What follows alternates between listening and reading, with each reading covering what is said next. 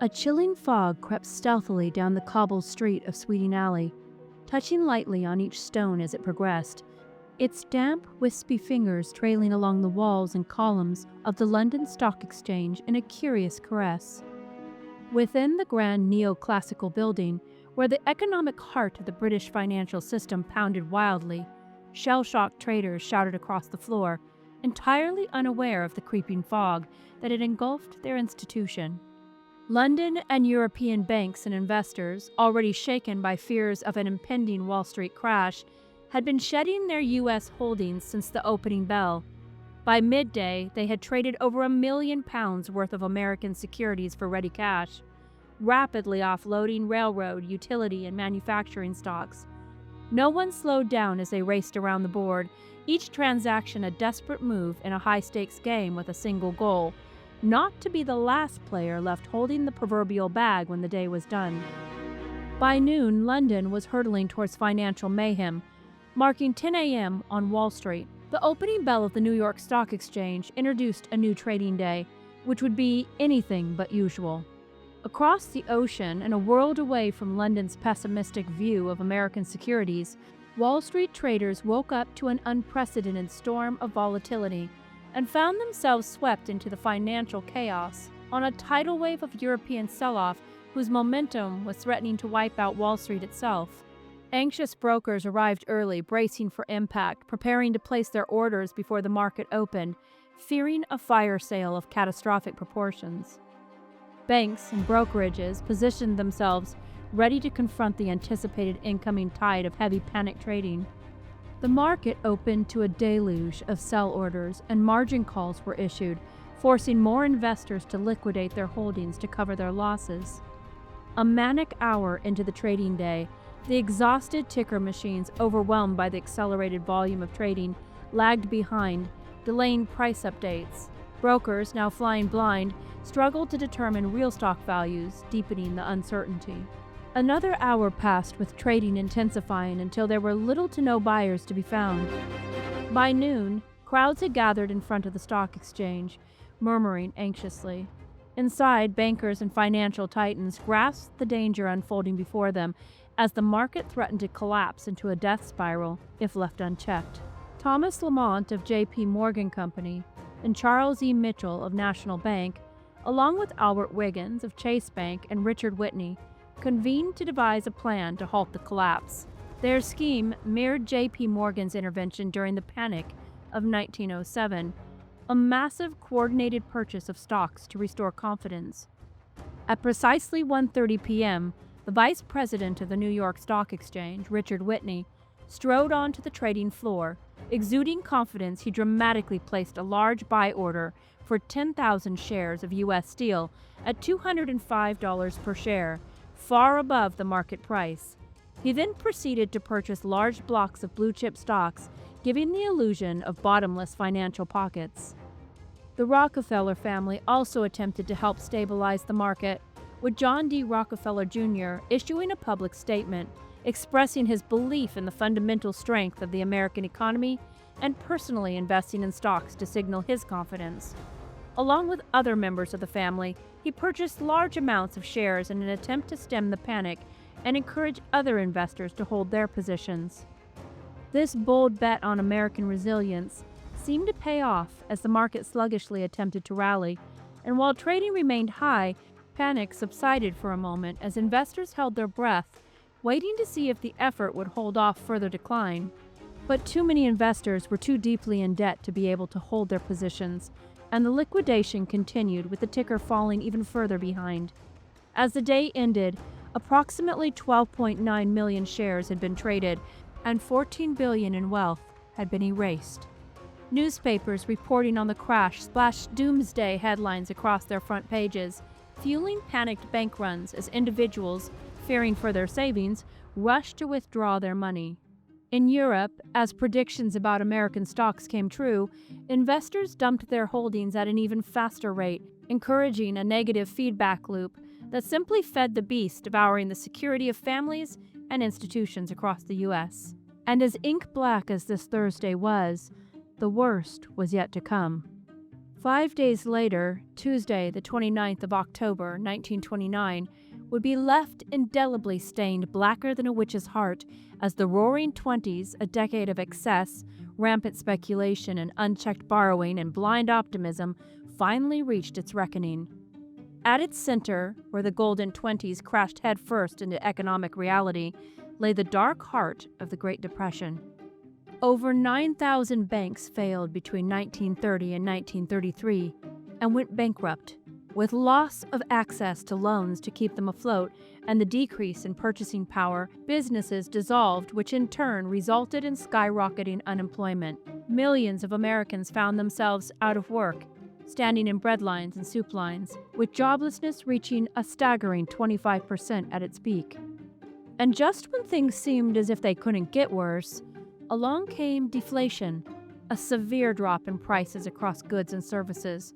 While falling prices might seem beneficial at first glance, deflation created a vicious cycle where businesses earned less revenue, leading to further reduced wages and increased layoffs.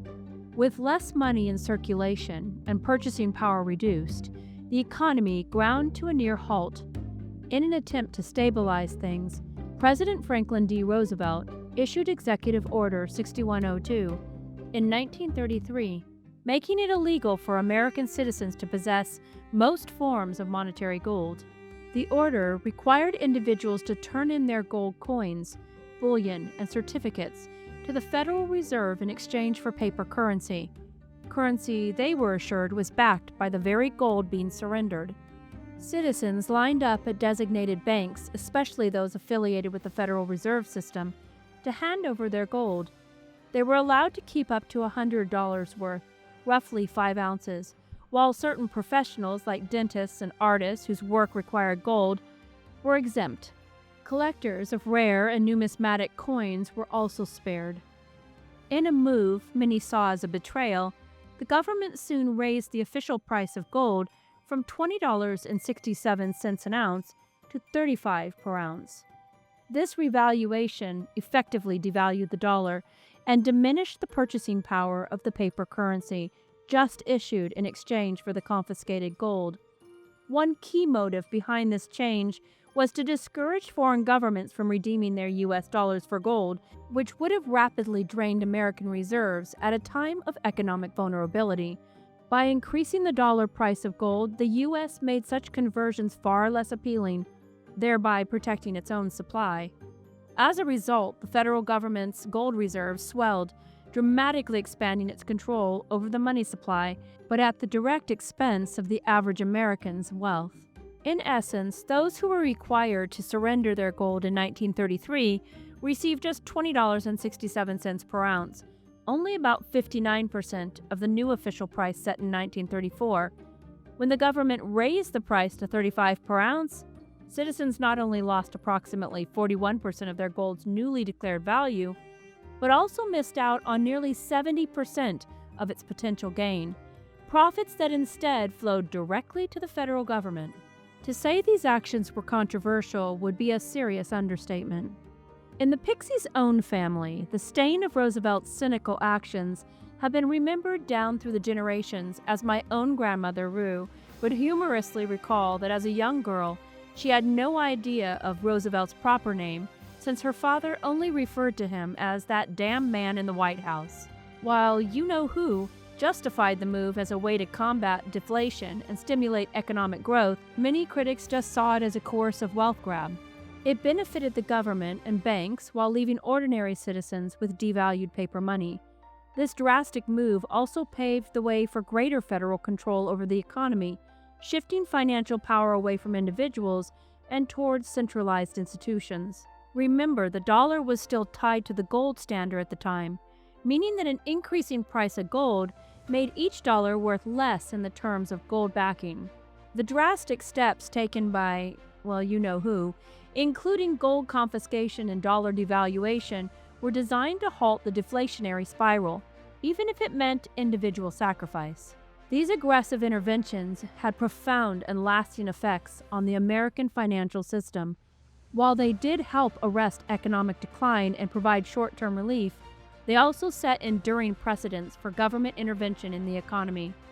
Some argue that these policies shook private sector confidence, discouraging investment and creating uncertainty about future government actions. Additionally, revaluing gold and devaluing the dollar introduced inflationary pressures. While that inflation helped lift the country out of deflation, it also sowed the seeds of future economic instability.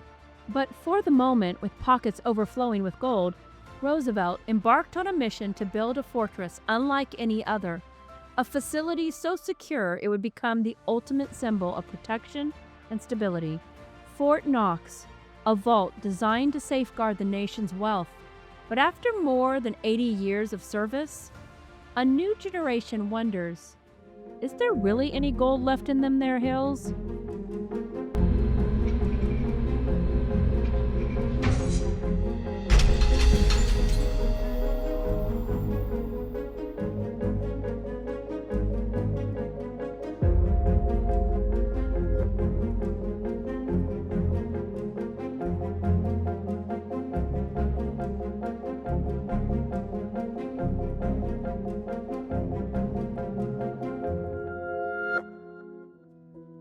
In the little house where the Pixies have a keen sense of justice, the very idea that their gold could be confiscated with a single swipe of an executive pen has left them decidedly indignant.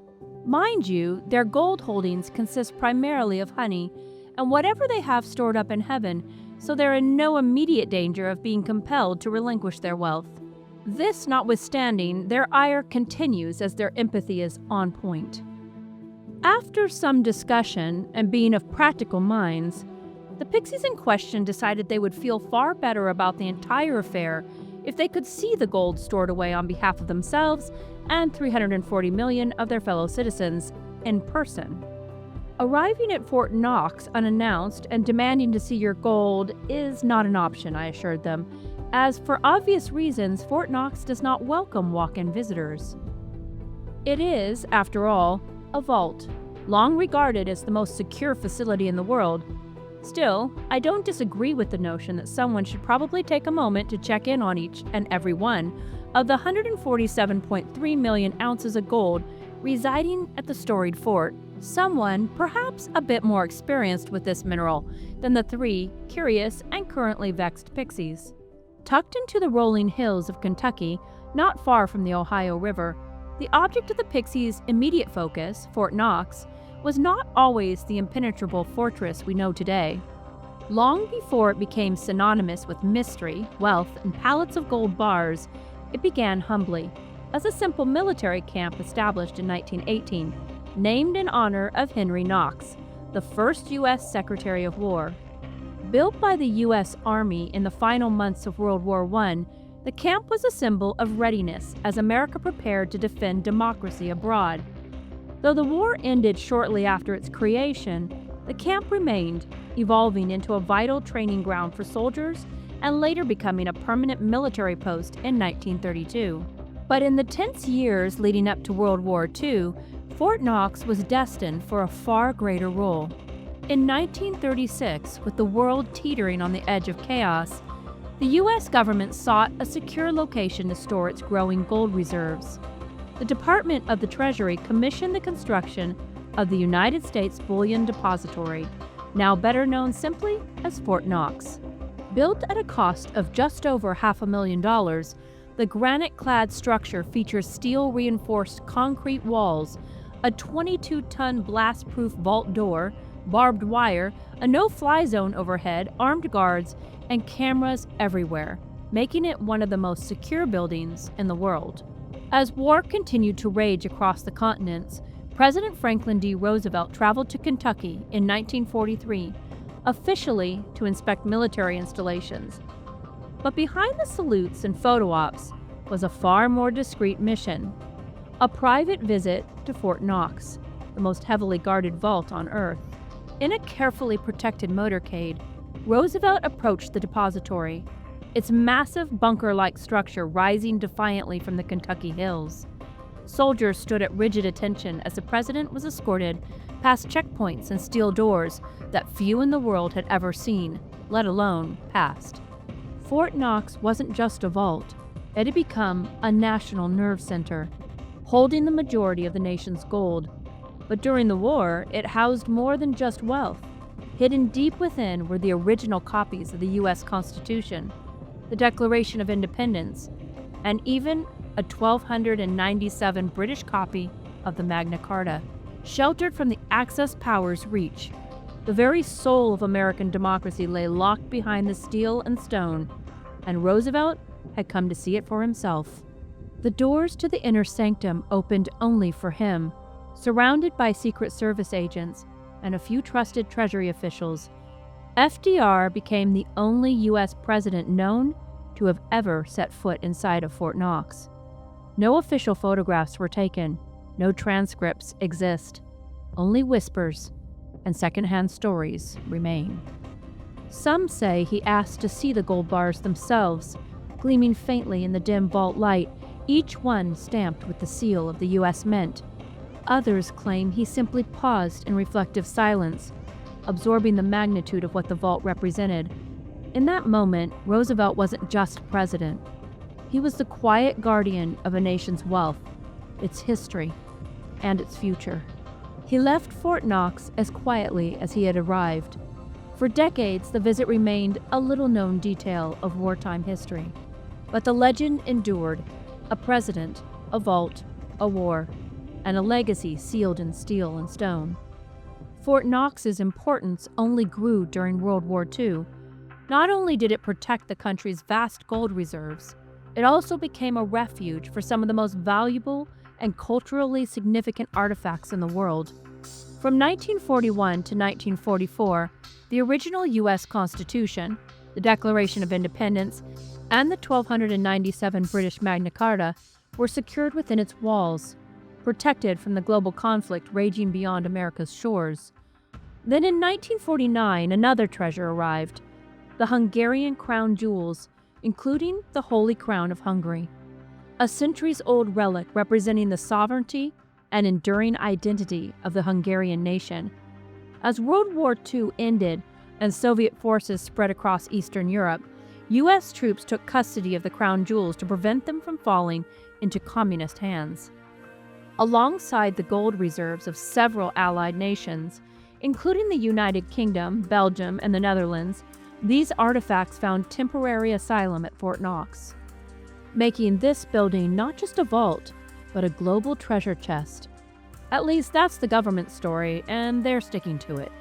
At this point in our research, the Pixies had more than a few questions about this highly secretive fortress that supposedly holds vast amounts of wealth. Like, how do we actually know that it's true? If no one is allowed inside, and no pictures can be taken, isn't this basically a Schrödinger's vault? It both is and isn't full of gold, until someone opens it and checks. The yearly assurances from the Office of the Inspector General of the U.S. Treasury that every ounce of gold is accounted for come from inspecting the seals placed on the vault door, seals that, we're told, haven't been tampered with. But those assurances ring a bit hollow when you realize that no full independent audit has been performed since 1953. In 1974, under well-deserved public pressure, a small group of journalists and congressmen were granted a brief, carefully curated tour. They saw a sliver of the vault, and just enough to calm headlines for a while, but not enough to answer the real questions. Is the gold still there? Was it sold, leased, moved in secret? Was it ever there at all? 340 million people are just asking for a friend. It's been proposed that the vault is empty. Others say it holds far more than gold. In the vacuum left by decades of silence, the rumors have only grown louder. Whispers of the Ark of the Covenant, alien technology, complex underground tunnels that stretch for miles.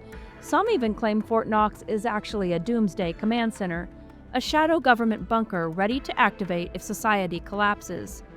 Whatever the truth is, one thing remains certain: the silence behind those doors speaks volumes. For generations, it's been said to house over 4,500 metric tons of gold, worth hundreds of billions of dollars. That's what the government tells us. But the truth is, no one really knows the truth. And if someone does, they're keeping very, very quiet about it. So why does any of this even matter? Well, for one, the Pixies are sticklers for the truth, and they adore a good mystery. And this particular situation, which wasn't even on their radar a few weeks ago, has become a twisting, glittering enigma begging to be solved. But it's not as simple as throwing open the windows and letting the sunlight stream into the dark corners of the vault. Because even though the dollar hasn't been backed by gold since 1971, the idea that America holds massive reserves still underpins global faith in the currency. If it were revealed that Fort Knox was empty, the consequences could be catastrophic. And let's be honest, no one likes a catastrophe. A collapse in confidence in the US dollar would be swift. Gold prices would skyrocket, markets would scramble to revalue assets, currencies would wobble, and the global financial system would be thrown into chaos. Self-respecting nations would run, not walk, to dump their US Treasury bonds, triggering a ripple effect that could shake the global economy to its core. And if the gold had been secretly removed, sold, or traded without the knowledge of Congress or the public, it would become the largest government cover-up in modern history. Who would have authorized it? Where did they take it? Was it exchanged for weapons, oil, political leverage? Let's not forget that some allied nations have long kept reserves with or through the U.S. financial system. If America's own vaults were revealed to be empty, foreign governments might panic. And let's be honest, they might as well at this point in our speculation, because everyone else is. We'd likely see demands for repatriation of foreign gold, and the collapse of the dollar's role as the world's reserve currency, and a stampede towards gold, stable foreign currencies, or decentralized alternatives like cryptocurrency. In truth, the U.S. gold reserves, totaling 261.5 million troy ounces, or roughly 8,133.5 metric tons, are scattered across 3 ultra-secure locations, each one steeped in secrecy, purpose, and no small amount of myth. Fort Knox, which has become shorthand for impenetrable, and who is run by the U.S. Mint, not the Federal Reserve, is thought to hold over 56% of the nation's gold, about 147.3 million ounces, tucked away behind its vault door that reportedly requires multiple staff members, each with only part of the combination to open it. Perhaps we just have never been able to coordinate everyone's schedule to get the doors open. Whatever the case, it's guarded like the soul of the Republic. Nestled beside the Hudson River, not far from the U.S. Military Academy, the West Point Mint in New York is the quiet, unassuming sibling of Fort Knox. Officially, it's where many of the country's most prestigious coins are minted, like the American Gold Eagle and the Silver Eagle. But beneath the minting machines lies a lesser-known truth. West Point is home to about 54 million ounces of gold. With top-tier security and no public access, West Point has earned its nickname, the Fort Knox of the North. Then there's Denver, the old guard of American coinage and the keeper of around 43.8 million ounces of gold. Originally built during the Colorado Gold Rush days, the Denver Mint evolved into a modern-day fortress. Gold stored here is mostly in bar form, stacked in thick-walled vaults below the mint itself. Though less talked about, its contribution to the country's gold holdings is substantial and just as tightly guarded. And finally, beneath the streets of Lower Manhattan, 80 feet down into the solid bedrock, lies one of the world's largest gold vaults, the Federal Reserve Bank of New York. But here's the twist. Almost none of it belongs to the United States. The New York Fed Vault holds foreign-owned gold, placed there by the central banks, international organizations, and allied governments. At its peak, it held more gold than Fort Knox itself, though much of that has since been repatriated. The U.S. acts more like a custodian here, a global vault keeper. So yes, Fort Knox may be the legend, but America's gold is hidden in multiple corners, watched over by layers of concrete, secrecy, and institutional silence. And while we're told the gold is there, carefully inventoried and sealed behind tamper-proof doors, only a very few have ever actually laid eyes on it. And in the absence of transparency and access, one truth remains constant. Where answers are locked away, speculation becomes the key that never stops turning. We hope you enjoyed today's video, and if you did, please take a moment to hit that like button and share it with your family and friends. And subscribe to the channel if you haven't already. Every click helps us to grow. For that, we truly thank you. Now go take a look at your gold holdings, no matter how small, and appreciate the simple fact that you can actually lay eyes on them. And if you're hungry for some more speculation about Fort Knox and its many mysteries, well, you already know. There's a rabbit hole for that, or several, just waiting for you. We'll see you next time.